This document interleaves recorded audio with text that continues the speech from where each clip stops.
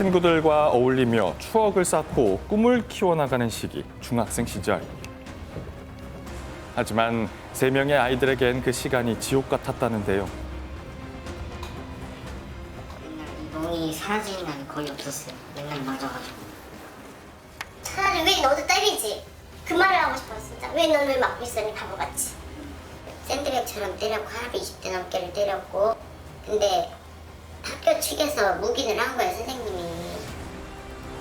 누구에게도 보호받지 못한 아이들의 사연을 들어봅니다. 억울한 일을 겪었다면서 중3 아들을 둔 엄마들이 제보를 해왔습니다. 4개월 전 세 엄마 모두 뜻밖의 전화를 받았다는데요. 갑자기 경찰서 오라고 하는데 뭔 일이지? 알고 봤더니 애들이 이 X라는 애한테 당해서 그게 무서워서 그래서 경찰서에서 가서 이야기를 하고 경찰서에서 부모들한테 연락하고 하려면 제가 지금 1학년인데 전화가 온 거예요. 학교 폭력 무슨 이런 걸 해가지고.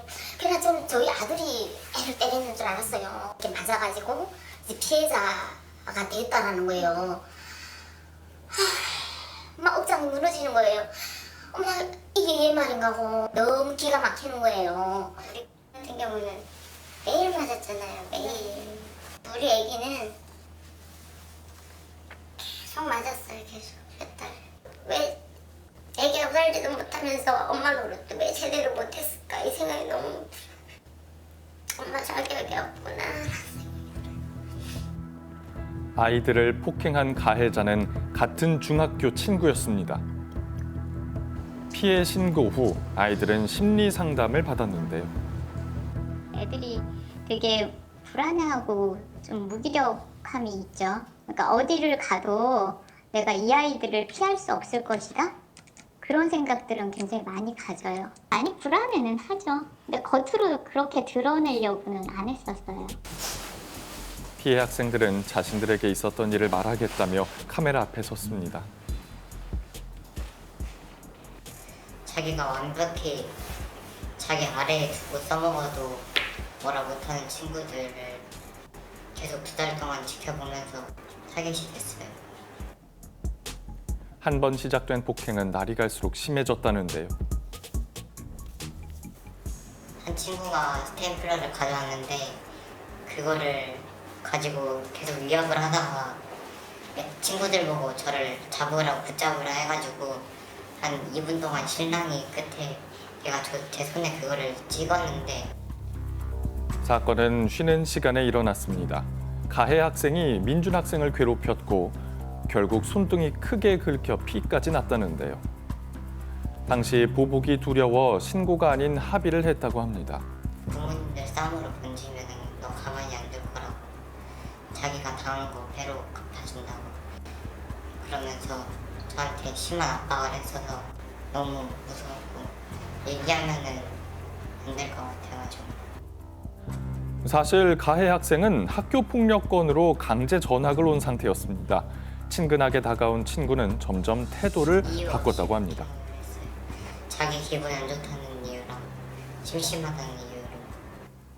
합의를 한 이후에도 계속된 폭행. 작년 9월 가해 학생은 본인의 연락을 받지 않았다는 이유로 두 학생을 불렀습니다. 돈 갖고 올 거냐 아니면 맞을 거냐 하면서 말했어요. 저는 8만 원이었고요. 아니면은 맞을 거면은 50대요. 저는 맞을 거면 20대고요. 그냥 돈으로 메울 거면 4만 원 가져오라고 했습니다.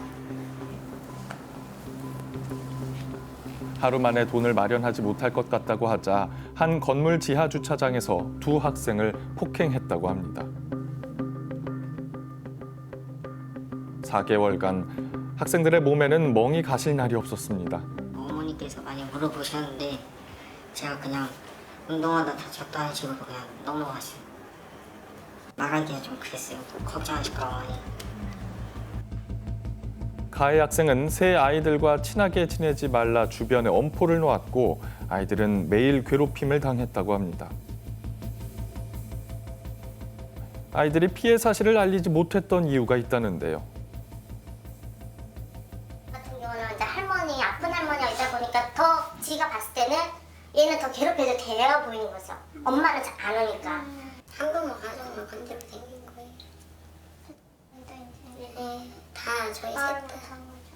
그 호치키스로 손을 긁었던 사건에서 선생님들이 묵인을 했기 때문에 저는 그거에 대해서 많이 충격을 받았고 되게 선생님들은 도움이 안 된다고 생각을 해서 경찰서에 먼저 얘기를 해서 그 다음에 학교에 자연스럽게 넘어가도록 했었습니다. 한 차례 용서를 하며 합의를 했지만 이후에도 폭행이 계속되자 결국 경찰서를 찾은 학생들. 잘한 것 같아요. 처음에 피해자들이 방문 왔을 때 네. 저희들은 바로 사태가 심각하구나라고 인지하고 바로 네. 사건을 접수했거든요. 네. 그날 바로 피해자가 만약에 부인했더라면 조금 수사가 길어질 수 있었는데 다 자백을 했기 때문에 사건을 바로 종결할 수 있었던 거죠. 경찰에 신고한 다음 날 가해자 부모는 아이들에게 합의를 하자며 전화를 했습니다. 아, 전화를? 아빠가 천안에 안 있게 할게. 너희들 편하게 학교 다닐 수 있도록 아빠 그거 보장해 줄게. 엄마도 지금 밥 한 끼도 못 먹고 다 죽게 생겼으니까 한 번만 부탁하면 안 되겠니? 아이들이 통화를 거부하자 가해자 측의 태도가 돌변했습니다. 니들 애들한테 아빠 성격 얘기 못 들었구나. 아빠 화나게 하지 마. 아, 벌받게 해도 좋아. 그 대신에 너네들은 더 큰 벌을 받아. 아, 이건 뭐, 너희들 우리가 못 사는 게 아니라 너희들이 천안에 못 살아. 어허. 입장 착화가 바꿔놓고 있네. 생각하라고 했는데 누가 입장을 바꿔야 되는지는 모르겠어요. 그렇게 당황스럽네. 몇 달을 두드려 맞고 다닌 그 부모들 심정은 어떻겠냐고요. 어른도 아닌 애한테 그 자기 아들이 잘못했음에도 불구하고 이런 식으로 협박을 했다. 이거는 저는 용서 못하겠죠. 가해 학생 아버지에게 사건에 대한 입장을 물어봤습니다. 예, 안녕하세요. 저희 KBS에서 나왔는데요.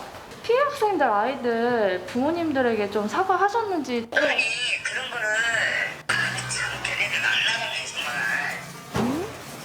경찰 조사도 다 받았고요. 아이들한테 전해서 뭐 협박했다고 그 말씀하시려고 그러죠. 왜 그렇게 이제 밖에서 만나자고 하셨는지. 그거는 네네. 그 집까지 찾아가서 무릎 꿇고 다 사과했고요. 네네. 아, 네. 지금 제가 운전 중이고 폭력을 묵인했다는 학생들의 주장에 대해 학교 측은 어떤 입장일까요? 저희는 일단 경찰처럼 수사기관이 아니잖아요. 그래서 누군가가 인지를 하고 신고를 하고 접수를 해야만 저희가 그걸 시작할 수가 있어요. 그런데 이제 그 스테이플러 사건은 그런 게 없었다는 거죠. 피해 학생도 신고를 하지 않았고 그리고 그거를 상호 합의하는 과정을 주변에서 다 보았기 때문에 신고하지 않아도 되겠다라고 판단이 들어서 저한테 안 들어온 거라고 생각을 하거든요.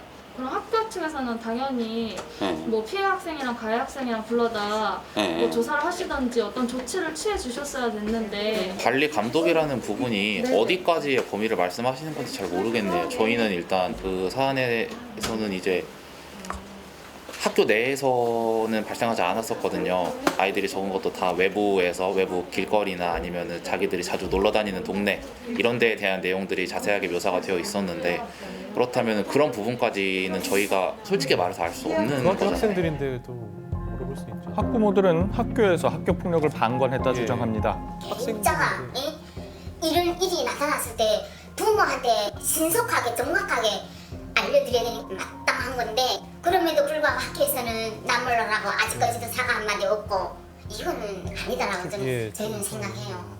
결정이 왜 결자예요? 학생들을 올바른 길로 인성, 교육 이해시키는 게 결자가 아닙니까? 결자들한테 책임이 딱 생각해요. 그걸 왜 묵인하냐 이거예요. 어렵게 용기를 낸 피해 학생들은 아직도 두렵습니다. 친구들이랑 같이 마주칠까봐 좀 두려워요. 저도 옛날에 그냥 만날 것 같고 노는 중에도 만날 것 같고 이런 두려움이 있어요. 네, 학교 폭력 일어나서는 안 되지만 일어났을 때 문제가 또 피해 학생이 어디 말을 못 한다는 거예요. 실제로 손설 변호사님 이런 경우가 많죠. 그렇습니다. 그런 경우 있기 때문에 어른들이 더 챙겨야 하는 것인데 교육부가 매년 조사를 해요. 2012년부터 학교폭력 실태 조사를 하고 있습니다. 또 결과를 학교 알림이 사이트에 공개하고 있는데요. 중학교별 전국 평균 참여율이 86.1%입니다. 그런데 이 중학교의 2020년도 참여 현황을 보면요. 참여율이 피해율이 39%입니다. 네. 이게 절반이 안 되는 거거든요. 그렇군요. 혹시라도 학교를 믿지 못하거나 또는 학교의 그동안 대응을 볼 때 이거 응하면 안 되겠다라는 생각을 한 것은 아닌가라는 의심을 지울 수가 없습니다. 형사님, 가해자의 아버지가 피해자들한테 전화한 장면이 나왔었거든요. 예. 그렇습니다. 가해 학생의 아버지가 이제 네. 피해자 부모들한테 전화한 건 아니고 아이들에게 전화한 거죠? 직접 그 미성년자인 그 학생들에게 전화를 하니까 예. 네. 전화를 받은 학생들이 얼마나 놀랐겠습니까? 그럼요. 상당히 극한 공포심을 느꼈는데요. 네. 하지만 합의를 하기 위해서 단순히 전화한 것에 대해서는 법적으로 제재하기는 매우 힘든 전화할 수 있는 상황입니다. 거군요. 네. 그리고 가해 학생의 아버지가 자신의 전화를 피해자들이 피했단 말이에요. 안 받으니까는 네.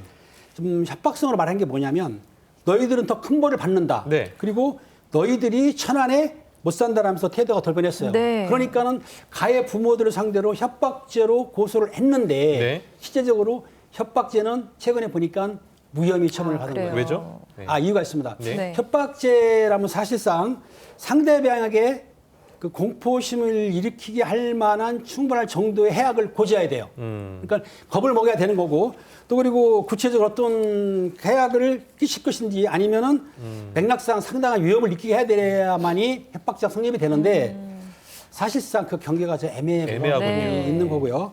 이번 사건 같은 경우에는 경찰이 가해자 부모가 합의를 요구할 정도로 전화를 했기 때문에 사회 통념상이라든지 사회 조건상 볼 때에 협박은 아니구나 싶어서 아마 무혐의 처분을 한 것 같습니다. 네.